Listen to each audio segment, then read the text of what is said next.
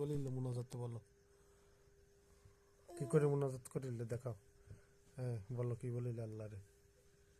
কইলাম আমার আব্বুরে ভালো করে দাও, শক্তি দাও, রক দাও। আর কি কি বলিলে মনে করে? আর কিছু না, লজ্জা নাই। কিসের লজ্জা কি লাগে? কি তা তুমি আগে কও, কি করতে আল্লাহরে, কি কি করতে হয় তুমি বলো। হ্যাঁ, কি কি বলতে আল্লাহরে বলো। আল্লাহ খুশি হয়। ওই তো আর কিছু কইলাম না। আমি অসুস্থ থাকলে আল্লাহরে কি বলো?